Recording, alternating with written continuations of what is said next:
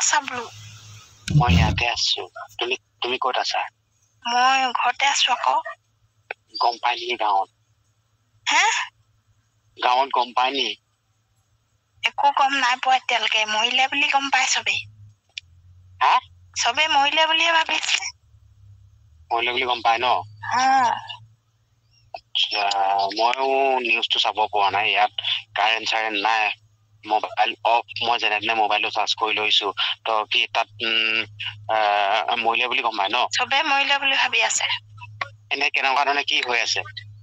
হে? কেনেকুৱা ধৰণে কি হৈ আছে সমস্যাবোৰ? হে কি কৈছা? কেনেকুৱা ধৰণে কি হৈ আছে সমস্যাবোৰ? গোটেই তল ওপৰ কৰি আছে গোটেই মানুহে। বিচাৰ খোচা কৰি আছে নি? হা?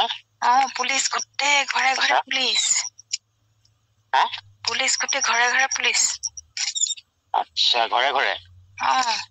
এনে প্ৰত্যেকৰ ঘৰত সোমাইছে নেকি? প্ৰত্যেকৰ ঘৰতে নহয়, আকৌ অকল সিহঁতৰ এৰিয়াটোত ঘূৰি আছে।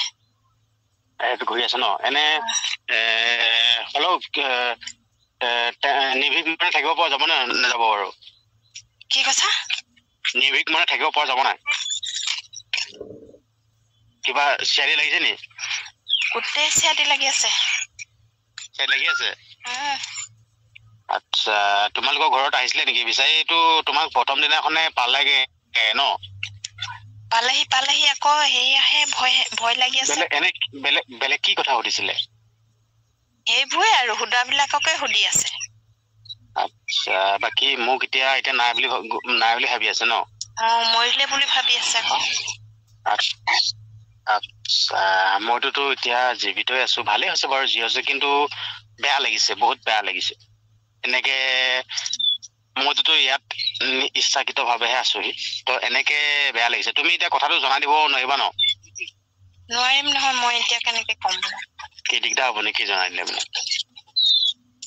জনাই দিলে কি দিগদাৰ হব নেকি? তো চবে এতিয়া মৰিলে বুলিয়ে ভাবিলে আৰু। হয় নেকি? কি কৰা হব উপায়টো? এনেকে হলে মানে মই যাব নোৱাৰিম দেখোন তাত। এইটোৱেটো প্ৰব্লেমটো হৈছে। মই যাবলৈ নোৱাৰিম ন? বাকী ঘৰৰ পৰিয়ালৰ লোকে কি কৈছে? কবলেনো কিটো আছে আৰু, এতিয়া চেহেৰাটো বদলি কৰিলে হব আৰু। চেহেৰাটোতো বদলি কৰিব ন? কোনোবা গৰু বিধন দিয়ালে হ'ব আৰু, কোনোবাই ঘুচ দিয়ালে হ'ব আৰু, তেতিয়াহে মোৰ চেহেৰাটো বদলি হ'ব। আজিকালি চেহেৰাটো বদলি কৰিব পাৰেতো। এইবিলাক কৰিলেও বহুত কাগজ পত্ৰ বহুত কথা আহিব। কাগজ পত্ৰ বহুত কথা আহিব। কাগজ পত্ৰ সেইটো এটা কথা। কাগজ পত্ৰ বহুত কথা আহিব, সেইবিলাক জেং হৈ যায়। তাকে এতিয়া পানীটো ইয়াত ইমান বাঢ়ি আছে। সেইটোতো কৈ আছো, এতিয়া ধৰি লওক উটি গল বুলি ভাবি আছে নেকি চবে গাঁৱৰ মানুহে? চবেই উটি গৈ মৰি গল বুলি ভাবিলে। সেয়াই, পানীৰ কিমান স্পীড আহিলে বানপানীটো, সঁচা দেই। ময়ো ভবা নাছিলো দেই। নহয়, মোকতো উটুৱাই আনিছিলে বাৰু। খালি মই কি কয়, মানুহটো ইয়াত মানে ব্ৰহ্মপুত্ৰত পৰি গলোতো। এতিয়া মোৰ হাততে এটকা পইচা নাই। এতিয়া মোক ঘূৰি যাবলৈ দিগদাৰ, খোজকাঢ়ি যাব নোৱাৰো। এতিয়া মই ইয়াতে আছো বাৰু, হ'লেও ইয়াতে কাম বন কৰি ইয়াতে থাকো নেকি ঠিক নাই। পইচা হলে মানে ঘৰত যাম। কেনেকে বাচি গলি অ? নহয়, মইতো মৰিলো বুলি কেনেকে ফাঁচি গলো কি কথা, মই জেং এখিনিত মানে লাগি ধৰিলো। জেংখিনি, তাৰপিছত ঘপককে সাৰ পাইছো, মই বেহুচ আৰু। পানী বহুত খালো কিন্তু দেই। পানী কিন্তু বহুত খালো, পানী বহুত খাই দিলো। পানী খোৱাৰ পৰা অলপ প্ৰব্লেমটো হ'ল, পানী বহুত খালো। তহঁতিতো চাগে মৰিলো বুলি ভাবি আছিল ন? চবেই মৰিলে বুলি ওলাই গৈছে। মই জীৱিত আছো, টেনচনৰ কথা। বাকী গাঁৱৰ ৰাইজসকলক এনেকে অনুদান চনুদান দিছেহি নাই? নাই, সেইকেইটা চৰকাৰ কাজিয়া লাগি আছে পুৰা। নাই দিয়া নেকি? নাই লগা, নাই দিয়া। সেইকেইটাতো কাজিয়াই কৰি আছে, মথাৰটো ভাঙি যোৱাৰ পৰা। কাজিয়া হৈ আছে?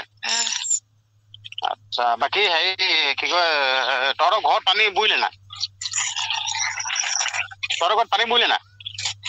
আমাৰ গোটেই পানী। চাংতলতো সোমাই গল চাগে? গোটেই কব নালাগে আৰু, গোটেই চব বস্তু ধ্বংস। মই যাম। হ'লেও তই কথাটো জনাই দিবি গাঁৱত, নহলে যেন সি উটি গৈ বাচিলে বুলি কৈ দিবি, গম পালি নাই? নহলে কথাটো বেয়া হব।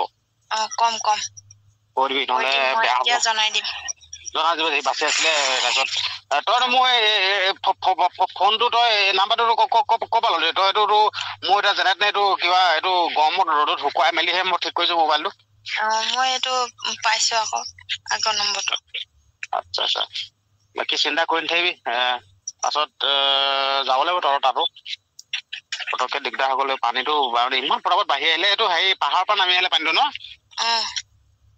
তহঁতি আগতে তহঁতি খেলুৱৈ মানুহ ন তো আমিতো জানো ন পানী খেলটো আমি নাজানো মই তাতে সেই আকৌ মাল অলপো খাই আছিলো নিচা হৈ আছিলে তেনেকুৱা ঠিক আছে দে বাচিলি যে তোৰে ভালকে থাকিবি আৰু এতিয়া দে ঠিক আছে হ'ব দে বাকী মানুহজনক ফোন কৰিবি দেই ঠিক আছে হ'ব দে প্ৰিয় বন্ধু বান্ধৱীসকল এই কথোপকথনটো আচলতে সুনীল গগৈ আৰু পুষ্পা গগৈৰ হয়নে যদি সুনীল গগৈ আৰু পুষ্পা গগৈৰ কথোপকথনে হয় তেনেহ'লে অসম পুলিচে কিয় এতিয়ালৈকে সুনীল গগৈক কৰায়ত্ব কৰিব পৰা নাই সুনীল গগৈক বিচাৰি উলিয়াব পৰা নাই আচলতে এই কথোপকথনটো কাৰ হয় বহুত ভাইৰেল হৈ পৰিছে এই কথোপকথন অসমৰ জনসাধাৰণে এই কথোপকথনটো সুনীল গগৈ আৰু পুষ্পা গগৈৰ বুলিয়ে সন্দেহ কৰিছে প্ৰিয় বন্ধু বান্ধৱীসকল প্ৰতিবেদনটো কেনেকুৱা পালে যদি ভাল পালে লাইক কমেণ্ট শ্বেয়াৰ কৰিবলৈ নাপাহৰিব লগতে আপুনি যদি নতুনকৈ আহিছে তেনেহ'লে চেনেলটোত প্লিজ ছাবস্ক্ৰাইব কৰি থৈ গুচি যাব